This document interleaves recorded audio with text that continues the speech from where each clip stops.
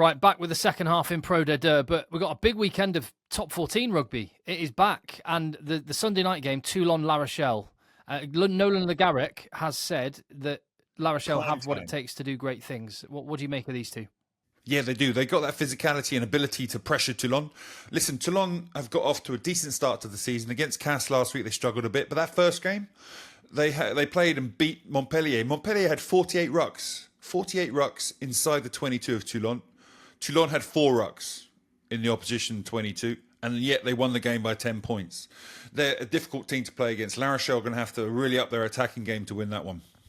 Well, we saw Gael Drayan score an amazing try the weekend that made the difference from distance. Cass, that leaves them winless. Same goes for Clermont. Same goes for Montpellier that you mentioned.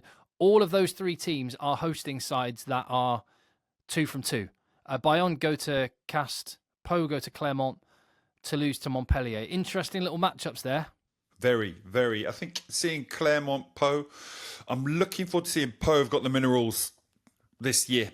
Going to Clermont and putting in a good performance there will be a sure sign if they have, because Clermont are going to be coming and attacking that game hard. Urios is all about effort. Pau traditionally been a team who've been a bit light maybe at times in these kind of tough scenarios, going to a difficult place to play. Will they front up? Let's say they do that. Castres Bayonne.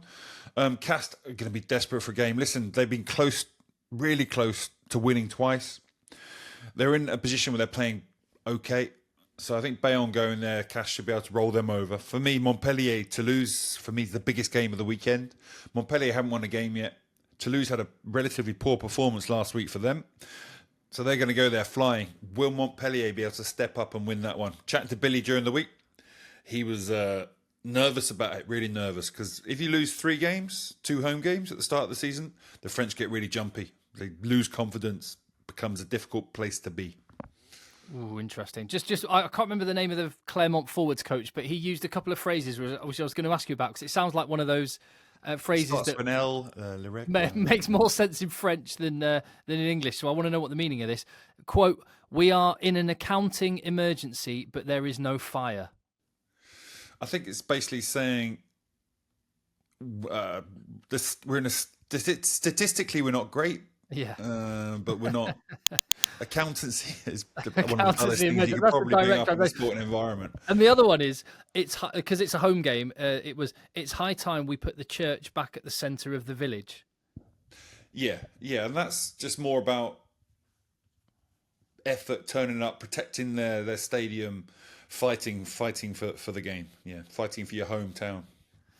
Well, also winless in the top 14 is Perpignan. They host Racing 92. Hassan Kalingar from Racing, he was injured most of last season, but he's back. And he said that the mentality is totally different in the group this year. Yeah, I think they're going for an effort mentality. Gone away from... before they failed abysmally to get some sort of team spirit going and mentality and working hard. But now Owen's left. Owen would have brought a lot of that. Would have been trying to drive people, getting up to the levels he's used to and he expects. Now he's left. Obviously didn't work out for him, but he's left some of his DNA there. And if they can harness that and keep it going, great. But really, I want to see if Calazo got them up for one big game at home against Bordeaux. Will they tumble now? Go into a team that's relatively weak, that maybe they should win, should beat? Will they be able to have the same level of intensity and engagement that they had against Bordeaux? We'll see. It's interesting you say that, actually. Kalingar did say that Owen Farrell was part of the change of the mentality at the club. It's just you didn't see the fruits of it last year. So, yeah, interesting. And then we've got a couple of games left to go. I've got the best quote from any captain ever in the least media trained answer ever. I'll leave that for Bordeaux Montauban. Lyon, 2 wins from 2. Stade Francais, got a little something about them.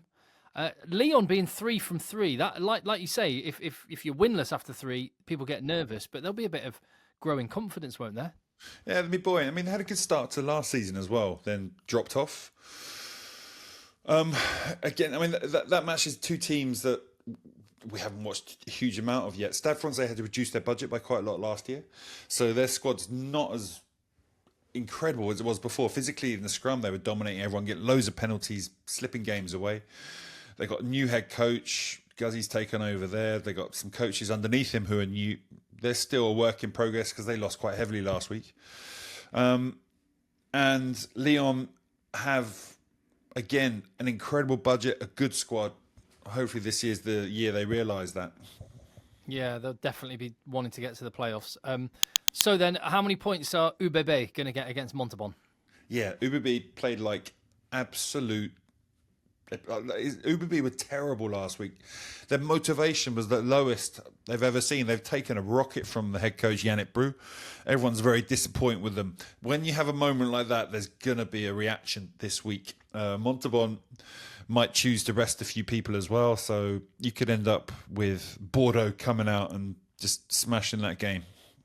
There's still a lot of injuries at Bordeaux, I must say, but I think still they should come out and smash that game. Montauban haven't won yet. They gave a good account of themselves at home. They're back on the road. Their captain, I absolutely love this guy. He's all heart, but this is the beautiful thing about a club like Montauban getting promoted. They weren't expected to, and he's just loving life in the limelight. He was asked in an interview about Fabien Galthie, who he played under, and his quote is the least media-trained quote I've ever seen. He said, "Fabien Galthie is the worst person on earth." The biggest piece of merde on a human level. He's also the best coach I've ever had.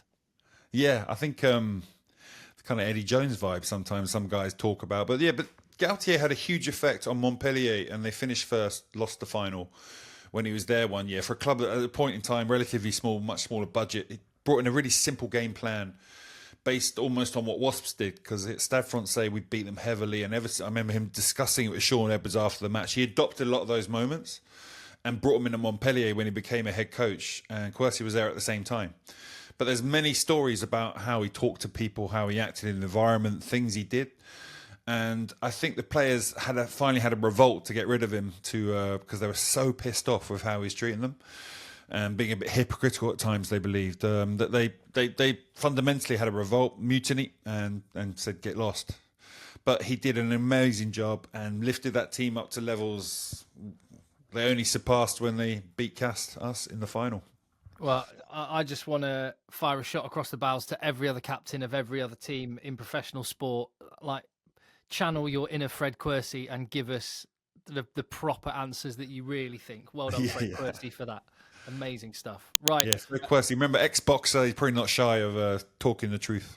100%. All right, so that's the Top 14 weekend coming up. We'll have loads of content coming on the channel very soon, a review of the Top 14 weekend, highlights of the weekend of Pro de Dirt, but we're focusing fully on the second half of our game here.